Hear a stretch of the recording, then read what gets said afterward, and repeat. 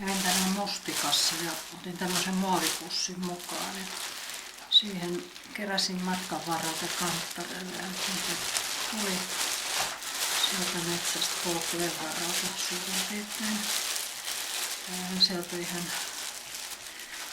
ympimetsästä sammalikosta oli tämmönen kasa.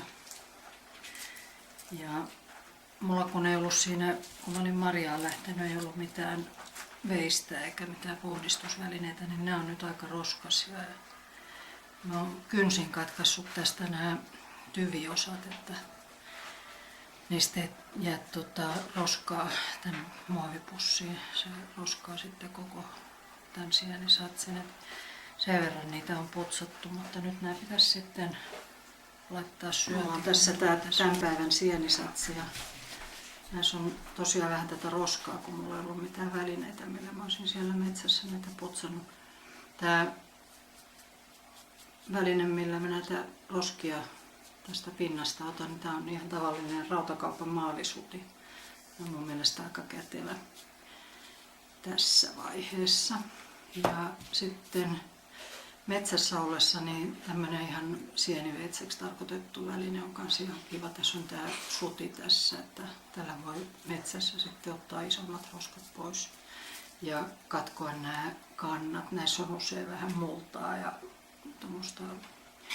muuta sellaista roskaa, joka sitten tahtoo roskata koko sienisatsi, jos jättää ne kannat sellaisekseen.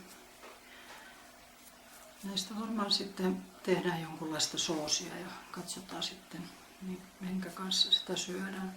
Tämähän on hyvä uuden perunan kanssa, taikka sitten sienimunakkaassa, että sellaista me tehtiin tuossa jo viikko sitten.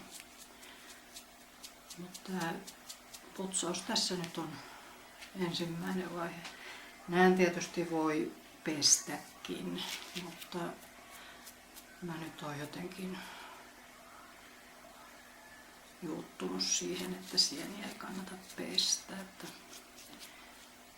tämmöisen pienen määrän, mitä itse kerään, niin nämä nyt rapsuttelee aika pienellä vaivalla. Tosiaan tämä maalipensseli on aika paljon tehokkaampi, että tätä mä tykkään käyttää tässä kotona. Näin se lähtee sitten. Tässä ne haittaa, vaikka nämä sienet menee rikki. Kun ne joka tapauksessa sitten vähän pienitään.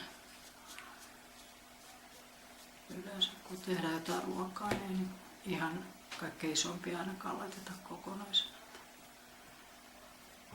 Tässä nyt menee ehkä semmoinen puoli tuntia, kun tämän putsaa sellaiseksi, että saa sitten laittaa ruokaa.